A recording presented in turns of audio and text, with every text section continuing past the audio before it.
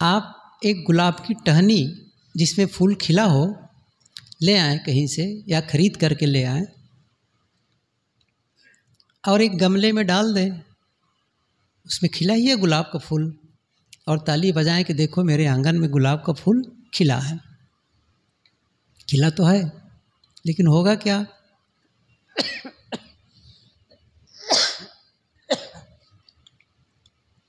एक दो घंटे बाद कुम्हला जाएगा, मुरझा जाएगा और फिर नहीं खिलेगा वो। ये शॉर्ट टर्म, जल्दी में। और एक दूसरा तरीका है,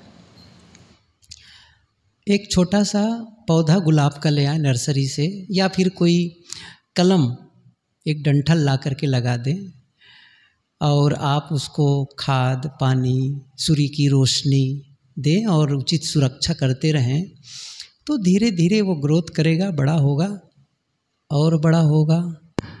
अभी भी खाद पानी आप दे रहे हैं, सिंचाई कर रहे हैं, लेकिन फूल नहीं आ रहा है, फिर भी सींच रहे हैं, फिर भी फूल नहीं आ रहा है। महीना दिन, 15 दिन, महीना दिन, हो सकता है 1.5 महीना 2 महीना भी हो जाए, फूल नहीं आया है। और एक दिन क्या होगा, एक कली आ जाएगी और फिर उसके बाद में गुलाब खिल जाएगा। जानते हो गुलाब का फूल कहाँ से आया है? नीचे जड़ से चल करके पूरे पौधे की यात्रा करके ऊपर गया है। आप कहेंगे कि डंठल से आया है तो जड़ काट दो, वहीं से खींचा है नीचे से, वहाँ से यात्रा करके वो पहुँचा है। और वो फूल 2 घंटे में मुरझाएगा नहीं फिर। अच्छा मान लो वो मुरझा भी गया तो दूसरा फूल आने वाला है, दूसरा मुरझाए तीसरा आने वाला है, चौथा आने वाला है। क्यों? आपने लंबे समय तक मेहनत करके वो परिणाम पाया है। ऐसे ही अपने जीवन में हम करते हैं, अपने मन को तराशते हैं, अपनी वाणी को तराशते हैं, अपने कर्मों को तराशते हैं, तो वो परिणाम आता है।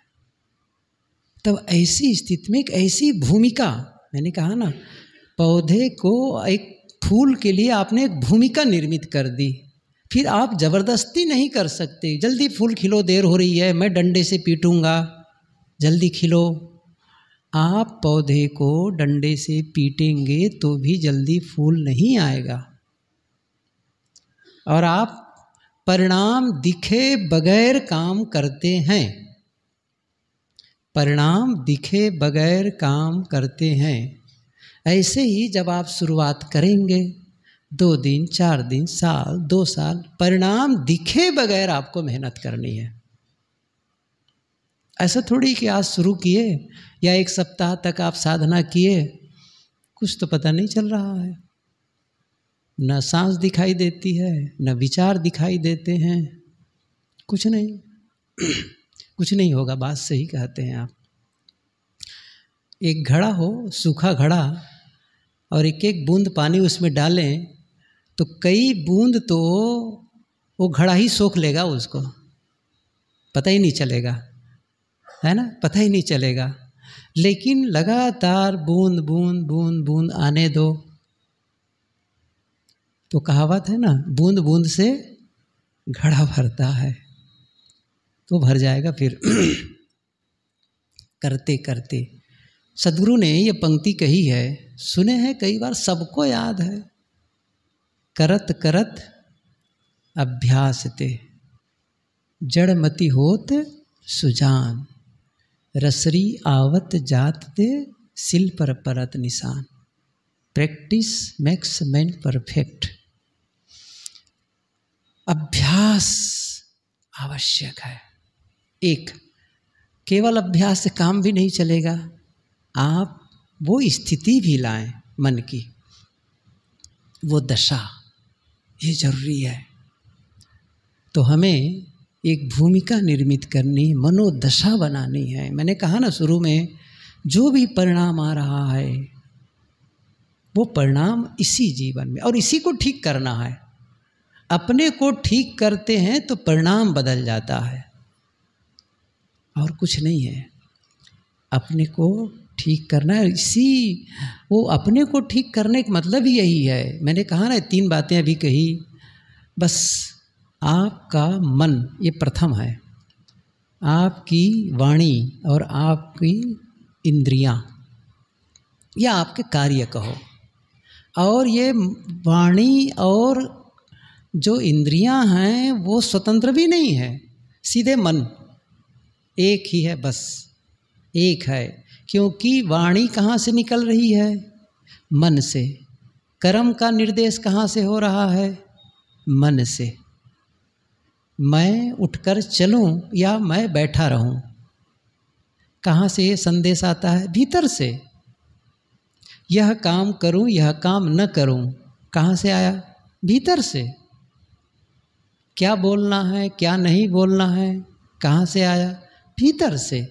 खाना है, यह खाना है, यह नहीं खाना है, कहाँ से आया? भीतर से। बस जीवन अंदर से बाहर होता है, बाहर से अंदर नहीं होता है। और इसीलिए ये पंक्ति सुने, एक साधे सब साधिया, सब साधे एक जाए, जैसे सींचे मूल को फूले फले अघाए। एक मन को साधना है, उसी पर काम करना है, बस उसी मन को तराशना है, गढ़ना है। ऐसे उबड़ खाबड़ है उसको एक व्यवस्थित करना है, उसको एक लक्ष्य केंद्रित उसे बनाना है, सचेतन लक्ष्य की ओर उसकी शक्ति को प्रवाहित करना है। ये जरूरी है, क्योंकि अभी तो बिखरा हुआ है। आप ही सोचिए, जब बैठते हैं तो कभी किसकी याद आ गई, कभी किसकी याद आ गई, कभी उसकी आ गई, कभी उसकी आ गई, कुछ भी काम नहीं होता है। मतलब कुछ भी कभी भी याद आ जाए, बेतरतीब, जिसका कोई सिर पैर नहीं है, बस ऐसे आंखें बंद करके बैठे हैं, अनावश्यक विचार। कभी सड़क की याद आ गई, गाड़ी मोटर की याद आ गई, गाय बैल की याद आ गई, खेती बाड़ी, कुछ भी, शहर बाजार की, मित्रों की, उनकी, कोई सिर पैर है इसका? कोई तारतम्य है? बस आए चला जा रहा है। दिशा प्रवाही ये हो, और वो हो नहीं पा रहा है, तो कैसे बनेगा? अब हम कहते हैं ध्यान नहीं लग रहा है, लगेगा क्यों? आप में ध्यान के लिए योग्यता है, उस योग्य बन जाओ। बस किसके योग्य बन जाओ? ध्यान के योग्य बन जाओ। अभी कहाँ ध्यान की योग्यता है? अभी वो उस परिणाम की योग्यता, मन का पूर्ण अमन होने की दशा अभी कहाँ है? तो इसलिए तो नहीं आएगी अभी तो कभी केवल कचरा उठाना, पटकना, धरना, उठाना चल रहा है। अब वो तराशने जैसा है। जब वो काम करेंगे आएगा, ऐसा नहीं है कि नहीं आएगा, समय लगेगा, करते चले जाना है। कई 1-2 दिन का काम नहीं है, आप हमेशा समझो इस चीज़ को। 2-4 दिन में हो जाएगा ऐसा नहीं है। एक नाम सुने होंगे आप लोग, माइकल एंजेलो, विश्व प्रसिद्ध मूर्तिकार, सदियों पुरानी बात है ये। 1400 कितना ख्याल नहीं आ रहा इस समय, उस समय की बात है। बहुत प्रसिद्ध थे वो माइकल एंजेलो। तो इटली के फ्लोरेंस नगरी के एक परिवार था मेडिसिस, उसने माइकल एंजेलो से कहा एक चौराहे पर डेविड की मूर्ति स्थापित करनी है, डेविड की मूर्ति बनाना है। अब डेविड, बाइबल में कथा आती है, डेविड और गोलियात की जो लड़ाई होती है बहुत प्रसिद्ध है। इसको लेकर के उसने गुलेल से ही मारा उस बड़े राक्षस को। अब वो गांव गए अपने मामा के गांव, तो सब भयभीत। क्यों भयभीत हैं भाई, क्या डरे हुए? अरे बहुत बड़ा राक्षस है। तो राक्षस है तो क्या हुआ? अरे बहुत बड़ा है, कैसे उसका सामना करें? उसने कहा मैं उसको गुलेल से मारूंगा। अरे इतना बड़ा है, गुलेल से मारोगे? कहा इसीलिए तो सरल है गुलेल से मारना, क्योंकि वो बड़ा है ना, तो कहीं से भी मारूंगा तो कहीं ना कहीं जाक लगेगा। और कहानी आई है कि उसने सचमुच गुलेल मार मार के ही उसको हरा दिया, जिसको पूरे शहर के लोग, गांव के लोग डरे हुए थे उसको। उस डेविड की कथा, वो डेविड प्रसिद्ध है। उस डेविड की एक बड़ी सी मूर्ति बनानी थी, और उसने स्वीकारा, और स्वीकार करना ही पड़ेगा, क्योंकि वो जो मेडिसिस जो कहा जा रहा है, वो फ्लोरेंस की, पुरेंस नगरी की सबसे धनी आदमी। जैसे अभी कोई शहर में अपने भारत में कहे ना कि भाई अंबानी ने कहा है, मुकेश अंबानी ने काम करो, तो गर्व की बात है और उसके लिए करना ही है। ऐसे ही उनका था। उन्होंने कहा कि भैया डेविड की मूर्ति बनानी है, स्वीकार किया। लेकिन डेविड के बनाने लायक पत्थर भी तो हो, संगमरमर का। वो ढूंढता रहा 2 साल वो पत्थर ढूंढने में लगा दिया। एक दिन सड़क किनारे किनारे जा रहा था, तो देखा सड़क के किनारे धूल धूसरी, उस पर घास जमी हुई एक लकड़ी के फ्रेम में संगमरमर का बड़ा सा पत्थर दिखा। वो अटका, रुका, कई बार गुजरा था, ध्यान नहीं दिया था, और यहाँ से वहाँ तक पूरी तरह से देखा उस चीज़ को, और पूरी तरह गौर से देखा, और उसको समझ बात आ गई, इससे मूर्ति बनेगी। मजदूर लगा करके अपने स्टूडियो तक के उस पत्थर को वहाँ तक ढुलवाए। एक कहानी नहीं है, सत्य घटना है ये जो बता रहा हूँ। आप तो अभी भी गूगल में सर्च करके देख सकते हैं डेविड की मूर्ति को। उसमें मैं एक दिन देखा उनके बारे में, फिर से जिस दिन पढ़ रहा, कई बार पढ़ा, एक दिन मन में होगा चलो गूगल सर्च तो करूं माइकल एंजेलो के बारे में, और फिर मूर्ति देखूं। देखा था पहले, ऐसा लगा, तो वो आप देख सकेंगे। तो वो जा रहा था, फिर उसके बाद में वो स्टूडियो में मंगवाया, और उसको 2 साल तक, 2 साल खोजा, 2 साल तक उसका वो खाका बनाया पूरे मूर्ति का, 2 साल तक के। और खाका जब बन गया तो छीनी हथौड़ी को रख दिया, और जानते हो क्या किया? 2 साल तक उस पर ग्राइंडर या उसको रेगमल से घिसता रहा। कितने साल? धैर्य खो देंगे, 2 साल तक वो घिसता ही रहा। और पूरे इटली में ये संदेश पहुंच गया था, लोगों को खबर पहुंच गई थी कि मेडिसिस परिवार के लिए माइकल एंजेलो कोई बड़ा काम में जुटा है। पूरी खबर थी। ये तो नहीं पता था क्या कर रहे हैं, लेकिन कर रहा है कुछ न कुछ बड़ा काम।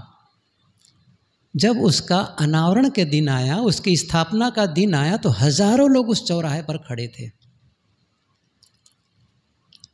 और क्या हुआ? जैसे उसका अनावरण किया गया, वहाँ जो स्त्री पुरुष जो खड़े थे ना, देखने के लिए आए थे, उसमें लिखा है, मैंने पढ़ा, कितनी महिलाएं चीखने लगी, चिल्लाने लगी, और कुछ तो बेहोश होके गिर गई। घोर आश्चर्य, इतनी सुंदर मूर्ति कभी नहीं थी। और अभी भी कहते हैं वो सबसे सुंदर मूर्ति है। जिसने लिखा है वो गए हैं वहाँ तक, खैर वो तो पहले की बात थी, लेकिन अभी उस एक म्यूजियम उन्होंने तैयार किया है, वहाँ जाकर के खड़ा होकर कहा मैं अपने परिवार के साथ गया था, और वहाँ खड़े होकर के एहसास करना अद्भुत लगता है। तो वो जो मूर्ति है, तो 2 साल तक घिसते रहे वो। किसी ने पूछा माइकल एंजेलो से, इतनी सुंदर मूर्ति कैसे बनाए? उन्होंने कहा कि पहली बार जब मैं उस पत्थर को देखा था ना, उसी समय उसमें मैं डेविड को देख लिया था। उसी समय मैं इसमें डेविड की मूर्ति को देख लिया था, और बस उसके बाद तो उस पत्थर से जो डेविड नहीं था उसको निकाल के अलग करना था। समझ में आ गई ना बात? बिल्कुल क्लियर है। उस पत्थर में पहले ही मैंने डेविड को देख लिया था, फिर मैंने क्या किया? जो डेविड नहीं था उस पत्थर में, उन अंशों को काट के निकाल दिया। रगड़ के निकाल दिया। बस यही बात है। हमारे भीतर भी सत्य है, हमारे भीतर भी परमात्मा है, लेकिन जो परमात्मा नहीं है, जो सत्य नहीं है, उसको निकाल देना है, उसको निकाल देना है। क्या हम जो सोचते हैं वो सत्य है? आप सोच लीजिए इस चीज को। क्या जिसके बारे में सोच रहे हैं वो सत्य है? सत्य मतलब जो स्थिर है? नहीं है। उसको हटाओ, उसको हटाओ। और जब पूरी तरह से हट जाएगा तो वह बचेगा जो सत्य है, जो परमात्मा है। 2 साल तक के उसे घिसना पड़ा। हमें भी अपने अंतस को तराशना होगा। इसमें इसको रगड़ना होगा, घिसना होगा, तब जाकर के निखरेगी वो। अभी तो अनावश्यक चीज़ें चिपकी हुई है। मेहनत चाहिए। इस मन को बनाने के लिए, पवित्र और निर्मल बनाने के लिए मेहनत की ज़रूरत है। हम यूँ ही सोचते हैं हो जाएगा, ऐसे कैसे हो जाएगा? हम समय ही नहीं दे पाते इसके लिए है। बताओ कितना समय देते हैं 24 घंटे में? खुद सोच लें इस चीज़ को। देखिए, एक सामान्य पढ़ लिख लेना, कुछ सुन लेना, सत्संग, थोड़ा से आँख मूंद के बैठ भी लेना, काम हो रहा है। आप ही सोचिए। मैं एक चीज़ पूछूं आपसे, जो हम रोज कर रहे हैं,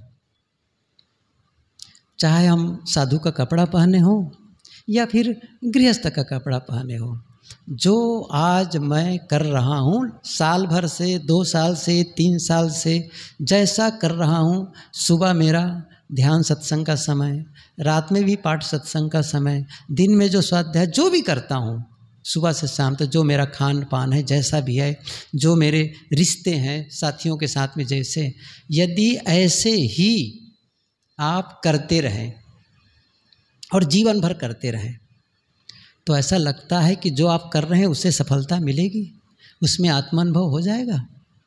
जिस तरीके से आज, जिस इंटेंसिटी से जो आज कर रहे हैं, जिस तरीके से आज जी रहे हैं, उसी तरीके को जीवन भर बनाए रखो, तो क्या आत्मानुभव होने की संभावना है?